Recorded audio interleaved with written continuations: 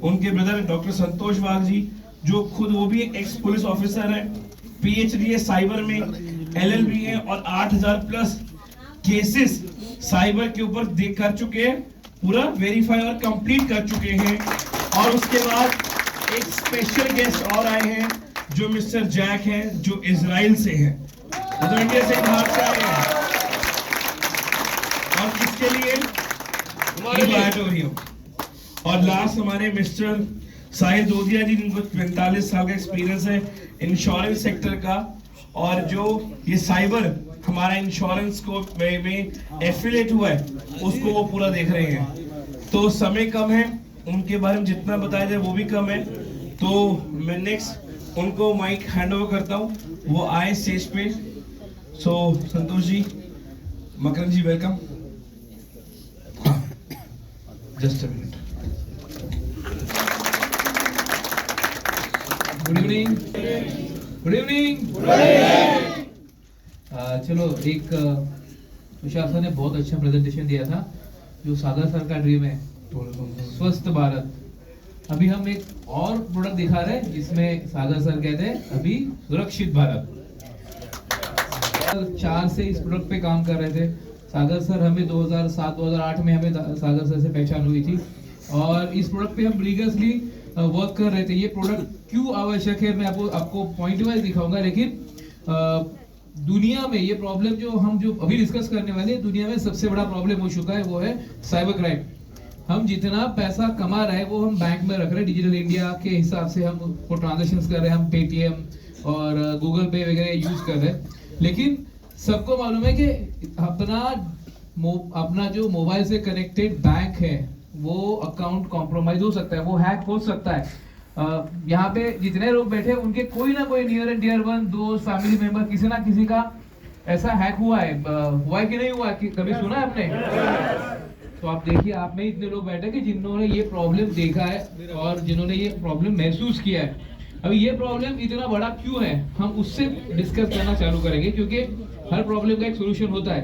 लेकिन ये प्रॉब्लम का सोल्यूशन क्यों नहीं? क्योंकि हमें अगर कोई ओटीपी मांगता है तो वो मोबाइल नंबर से मांगता है, या फिर हम पैसे ट्रांसफर करते हैं तो किसी बैंक में जाते हैं, तो ये पकड़े क्यों नहीं जाते? तो मैं प्रेजेंटेशन पूरा शुरू करता हूँ और मैं थोड़ा आपको बताता हूँ कि मैं महाराष्ट्र पुलिस में था। मैंने इंजीनियरिंग कंप्लीट किया, एमबीए किया, उसके बाद आई जॉइन महाराष्ट्र पुलिस।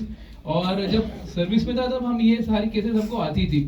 तो एक इन्वेस्टिगेशन दरमियान मैं जामतारा नाम के एक छोटा सा गांव है, वहां पहुंचा था। जामतारा नाम की वेब सीरीज भी आई थी हालांकि। तो वहां पे जाके वो शौक की, वहां पे जैसे गांव में लोग पेड़ के नीचे गप्पे मारने बैठते हैं या पत्ते खेलते हैं, तो वहां पे लोग लैपटॉप और मोबाइल लेके बैठते हैं और उनका प्राइमरी वर्क यही है कि लोगों को कॉल करके, एसएमएस भेज के, लिंक भेज के उनके अकाउंट कॉम्प्रोमाइज करें। एक नॉर्मल आदमी वहां दिन में 300 लोगों को कॉल करेगा या एसएमएस भेजेगा और आपके जो अकाउंट का डेटा है, आपका जो पर्सनल डेटा है वो कॉम्प्रोमाइज करेगा। तो लगभग 10% उनको सक्सेस रेट था, यानी एक आदमी दिन में 10 से 12 लाख रुपए कमा रहा था वहां बैठ के। उस गांव में इंडियन गाड़ी नहीं, वहां पे मर्सिडीज, BMW ये गाड़ी चलती है। अभी ऐसी कंडीशन है कि जामतारा जो सिटी हम गए थे देखने के लिए, इन्वेस्टिगेशन के लिए, तो वहां पे जो मोबाइल से कॉल आता है ना आपको कि आपका इलेक्ट्रिसिटी मीटर का प्रॉब्लम है या फिर आपका केवाईसी नहीं हुआ है, तो ये जो सिम कार्ड्स है वो किसी एक दूसरे आदमी से, जो कोई एक ऑटो वाला है, कोई मजदूर है, उसके नाम से वो सिम कार्ड खरीदते हैं, उससे वो सिम कार्ड लेते हैं और उसी डॉक्यूमेंट से वो बैंक अकाउंट बनाते हैं। आपका पैसा उसके कॉल से कम्युनिकेट करके वही अकाउंट में जाता है जिसमें केवाईसी का डॉक्यूमेंट वही है, और वो पैसा वो किसी एटीएम से, जहाँ पे सीसीटीवी नहीं है, इसी जगह से फिजिकली विड्रॉ करते हैं या फिर पिलर टू पिलर ट्रांसफर करके वो पैसा कहीं पार्क हो जाता है, जो इन्वेस्टिगेट नहीं हो सकता। अभी आप पुलिस के पास जाते हो कि यार ये मेरा तो इस नंबर से कॉल आया, आप इसको ढूंढो, तो पुलिस केवाईसी डॉक्यूमेंट मंगाती है कि किसने लिया था ये सिम कार्ड, या फिर बैंक अकाउंट ढूंढो तो बैंक अकाउंट कौन सा है वो देखते हैं। तो उनको एक्चुअली कौन मिलता है? वो मजदूर मिलता है जो एक्चुअली डॉक्यूमेंट वाइज बेनिफिशियरी है, लेकिन उसके पास फंड गया ही नहीं है। अभी उसको अरेस्ट करके आपका पैसा आएगा क्या? नहीं आएगा। एक क्राइम करने के लिए वो 3 से 4 दिन वो यूज करते हैं और वो होने के बाद वो नंबर डिस्कनेक्ट हो जाता है और वो मिलता नहीं है। ये प्रोसीजर इतना प्रॉब्लमेटिक हो चुका है कि अभी इंडिया में दिन का लगभग 3000 करोड़ का रेवेन्यू लॉस है।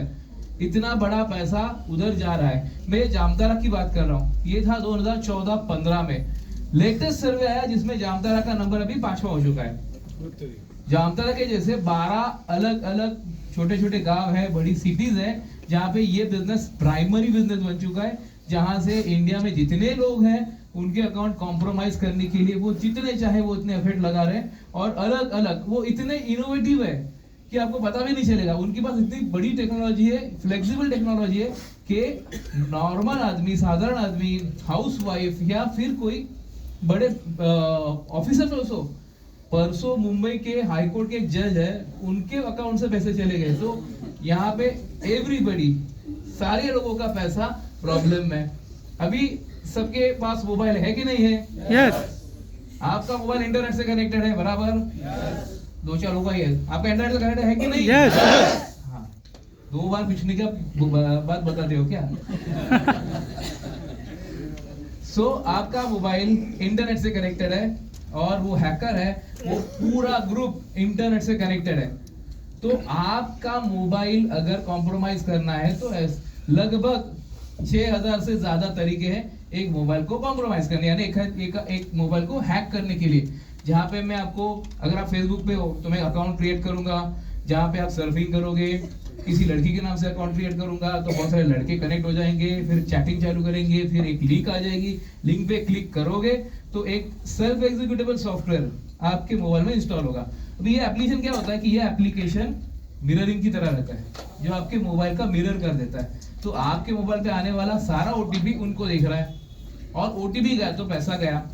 ऐसे बहुत सारे तरीके जहां पे मोबाइल कॉम्प्रोमाइज हो सकता है। कोई एक एप्लीकेशन होस्ट करूंगा, जो एप्लीकेशन पे आप डाउनलोड करोगे, एप्लीकेशन के बैकएंड में परमिशन से उसको आप एक्सेप्ट कर लोगे और आपका फोन कॉम्प्रोमाइज हो गया। ये इतना टेक्निकल है, लेकिन कौन समझेगा, किसको मालूम है कि ये अच्छा है बुरा है? तो इसके लिए कोई तो एक टेक्नोलॉजी चाहिए थी जिसपे वो टेक्नोलॉजी ये सारे प्रॉब्लम को अंडरस्टैंड करे और अपने तरफ से ऑन आवर बिहाफ, ओनर के तरफ से आपका मोबाइल और मोबाइल से कनेक्टेड आपकी बैंक्स और आपका पर्सनल डेटा प्रोटेक्टेड रहे। तो ये प्रॉब्लम क्या है उसके बारे में हम जान लेते हैं। जैसे मैंने बताया, सबसे बड़ा प्रॉब्लम नागरिकों के लिए बढ़ता खतरा, और इसके ऊपर ये सबसे भयानक संकट हो चुका है इंडिया का, और इसमें मानसिक स्वास्थ्य भी खराब हो रहा है। गोवा में अभी हम गोवा गवर्नमेंट के साथ एक साइबर सपोर्ट सेंटर चला रहे हैं, जहाँ पे लोगों के साथ अगर साइबर हैक होता है, उनका रेवेन्यू लॉस होता है, उनका पैसा जाता है, तो उसमें भी लोगों पे साइकोलॉजिकल इम्पैक्ट हुआ है और उनका हेल्थ खराब हो रहा है। तो उनको हम साइकोलॉजिकल कंसल्टेंट दिए। तो ये जो है वहाँ पे पैसा तो जा रहा है, लेकिन उसके साथ ये बाकी प्रॉब्लम्स भी बहुत है। इस प्रॉब्लम पे मोदी साहब का एक क्लिप आप देख सकते हैं। ऐसा है जिसमें बहुत संभावनाएं पड़ी है, ऐसे मैं मानता हूं। मैं दुनिया के जितने राजनेताओं को प्रधानमंत्री बनने के बाद मिला, शायद 50 से ज्यादा से मिला, उसमें 25 से 30 राजनेताओं से मेरी जो बात हुई है वो साइबर सिक्योरिटी की उनकी चिंता।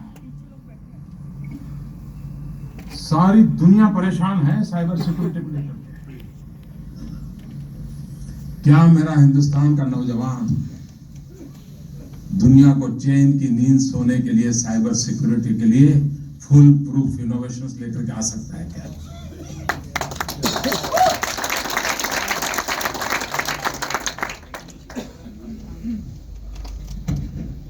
हमारे आदरणीय मोदी साहब ने एक प्रॉब्लम बताया। ऐसा ही एक प्रॉब्लम 2020 में होता, आपको याद है? जब लोग परेशान थे, पूरी दुनिया परेशान थी कोरोना की वजह से, लोगों को ऑक्सीजन डिफिशियंसी हुई थी और उसका इलाज नहीं था। तब डॉक्टर सागर साहब एक सॉल्यूशन लेके आए, और जिस सॉल्यूशन की वजह से बहुत लोगों के हेल्थ में इंप्रूवमेंट हुआ और वो कोरोना से बचे। अभी फिर से एक बार मोदी जी ने एक रिक्वेस्ट किया है कि फिर से एक बड़ा प्रॉब्लम आया है पूरी दुनिया पे, और क्या हमारे हिंदुस्तान का कोई नौजवान उस पे सॉल्यूशन दे सकता है क्या? आप मुझे बताओ कि हम सब सागर साहब के गाइडेंस में काम कर रहे हैं, तो क्या लगता है आपको सागर साहब के पास का सॉल्यूशन है या नहीं है? है या नहीं है? थोड़ा जोर से बोलोगे तो मुझे सबको डायरेक्ट जाएगा। सो यस, ये सॉल्यूशन पे हमने लगभग ये 2 साल पहले तैयार किया और इसको 2 साल तक हम टेस्ट कर रहे थे। आपको मालूम है क्या, सागर साहब apart from very good researcher on magnetism, लेकिन सागर साहब दुनिया के one of the best software engineer है। कितने लोगों को मालूम है?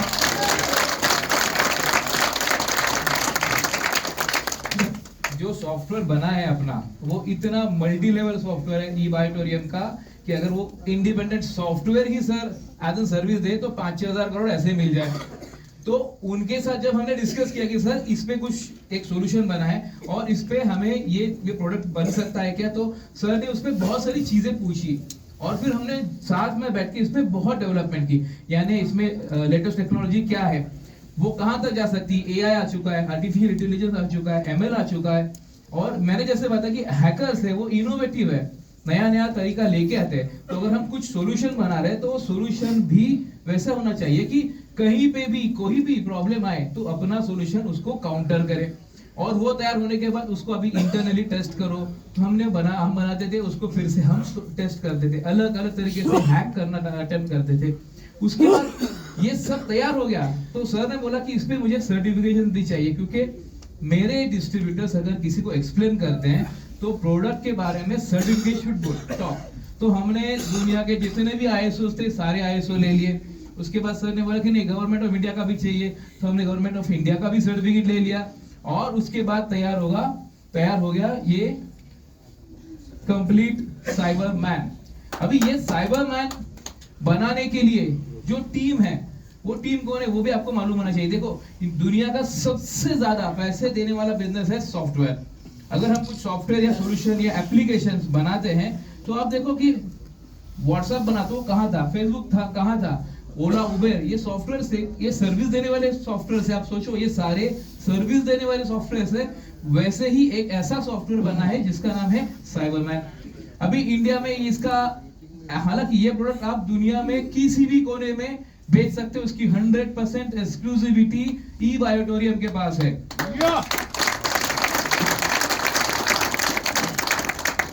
और ये सॉफ्टवेयर आप, जैसे सागर सर बोलते हैं कि हमें 150 कंट्रीज में जाना है, तो सर ये फर्स्ट सॉल्यूशन रेडी है जो इमीडिएटली ये हम दूसरी दुनिया में भी इसको बेच सकते हैं। ये प्रोडक्ट तैयार करने के लिए सॉफ्टवेयर बहुत लोग बनाते हैं, तो ये प्रोडक्ट किसने बनाया, तो वो टीम में सागर साहब के गाइडेंस में कौन कौन काम कर रहा था, उसकी थोड़ी इंफॉर्मेशन मैं आपको शेयर करता हूँ।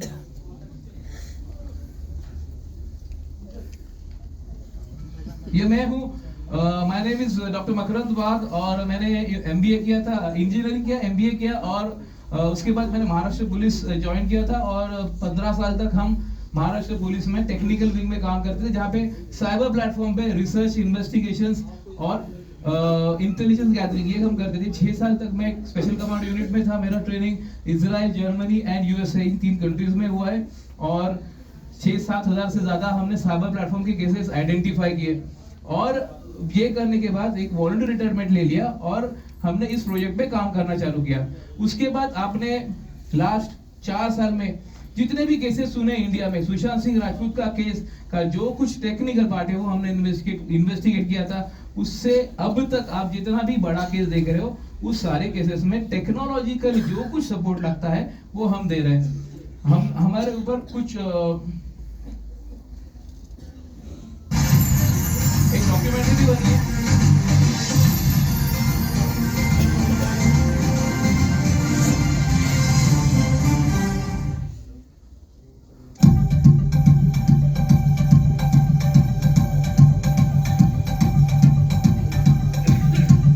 केस में एनसीबी ने जितनी भी गिरफ्तारियां की हैं और जिन भी बॉलीवुड सेलिब्रिटीज को पूछताछ के लिए बुलाया है, लगभग उन सब तक एनसीबी उनकी व्हाट्सएप चैट के जरिए पहुंची, जो वो लोग डिलीट कर चुके थे। एनसीबी के लिए कौन करता है ये डेटा रिट्रीव और कैसे होता है ये प्रोसेस, जानने के लिए आप देखिए हमारी ये रिपोर्ट। 40 साल के मकरंद वाघ एक जमाने में पुलिस अधिकारी हुआ करते थे। अब पुलिस की नौकरी छोड़कर साइबर एक्सपर्ट बन गए हैं। मकरंद 2016 में मुंबई पुलिस की टेक्निकल विंग में थे। इस दौरान उन्होंने इलेक्ट्रॉनिक फॉरेंसिक एनालिसिस और डिजिटल एविडेंस इन्वेस्टिगेशन में दक्षता हासिल की। 2017 में रिटायरमेंट लेकर फरवरी 2020 में मकरन ने अपनी कंपनी शुरू की। लॉकडाउन लगते ही सब ठप लगने लगा, पर सुशांत सिंह राजपूत केस में अवसर ने खुद आकर उनका दरवाजा खटखटाया। मकरन ने ही रिया चक्रवर्ती की व्हाट्सएप चैट निकाली। इसके बाद ड्रग बॉलीवुड कनेक्शन की जांच शुरू हो गई। सर, मैं मुंबई पुलिस के एक टेक्निकल यूनिट में काम करता था और उस टाइम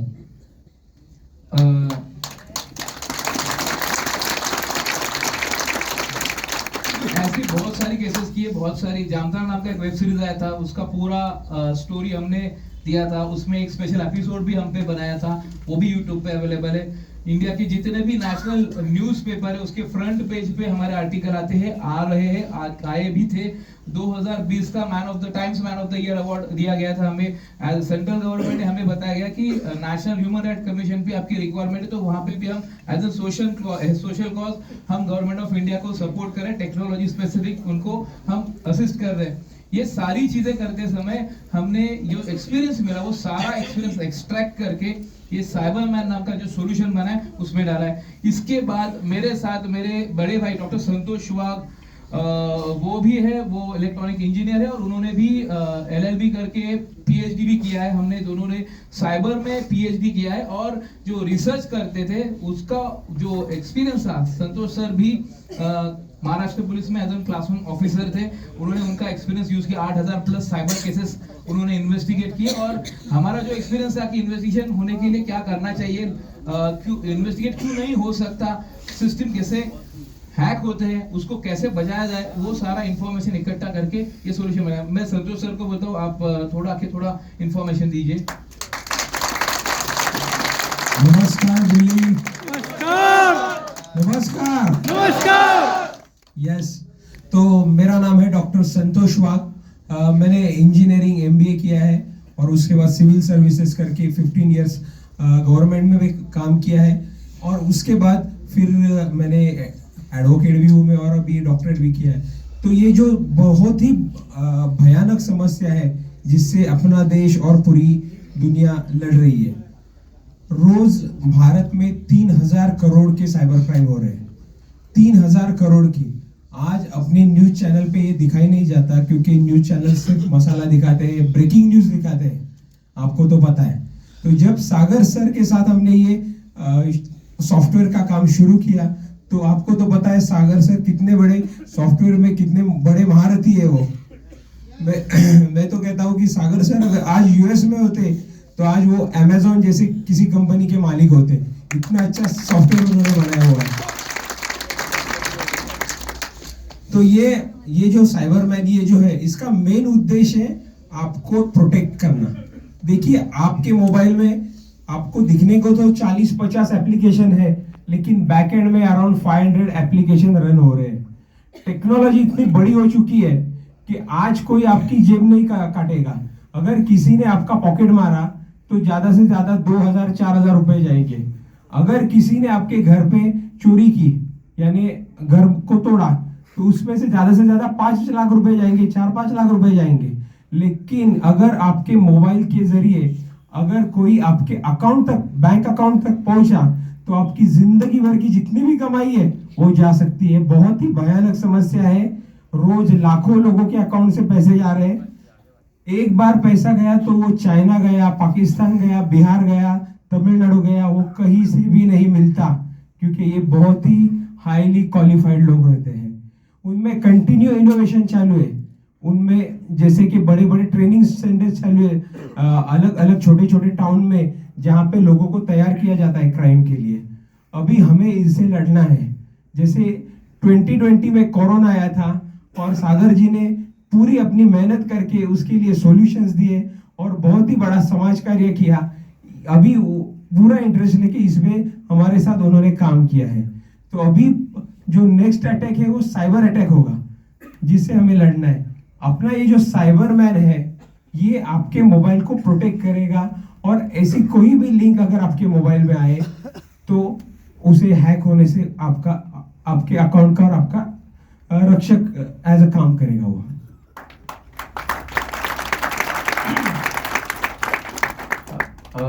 यहाँ पे बहुत सारे क्राइम्स होते हैं, हम देखते भी है। जैसे कि भारत का झंडा 1 नंबर का होगा, आप उस लिंक पे क्लिक करके वोटिंग करो, ऐसे भी मैसेज आते हैं ना, हमें आते क्या नहीं आते? बहुत बार क्या होता है दोस्तों कि व्हाट्सएप पे मैसेज आता है कि हमारे प्राइम मिनिस्टर मोदी जी को नंबर 1 प्राइम मिनिस्टर बनाना है वर्ल्ड का, तो कोई लिंक आती है, या भारत का अपना फ्लैग है उसको नंबर 1 फ्लैग बनाना है, तो हम जोश में आके उत्साह में उसको क्लिक कर देते हैं और अपना मोबाइल कॉम्प्रोमाइज यानी हैक हो जाता है। हैकर्स ये अलग अलग ग्रुप्स में ये मैसेज भेजते हैं और हमारे मोबाइल अभी मोस्टली तो हैक हो गए हैं। और ये तो हमारा लक समझिए कि अभी तक आप में से जिसका किसका नुकसान नहीं हुआ है होगा, लेकिन जिसके भी मोबाइल में पेटीएम है, गूगल पे है या फोन पे है, जो हम छोटे छोटे भी पेमेंट्स करते हैं, तो अपना अकाउंट बैंक अकाउंट और मोबाइल लिंक है, जिसके द्वारा ये क्राइम इजीली हो सकता है। तो जिसके पास पेटीएम, जीपे, गूगल पे या जो कुछ है उसके पास साइबरमैन होना ही चाहिए। हम जब ये रिसर्च कर रहे थे, तो जैसे मैंने बताया कि हम इजराइल में बहुत लगातार जाते हैं, तो हमें बहुत डेटा आया, तो उस डेटा पे एनालिसिस करने के लिए हमें एक एक्सपर्ट चाहिए था। तो इजराइल में मैं मिस्टर जैक इनको मिला। मिस्टर जैक ये साइबर के बहुत बड़े एनालिसिस्ट है, जो बहुत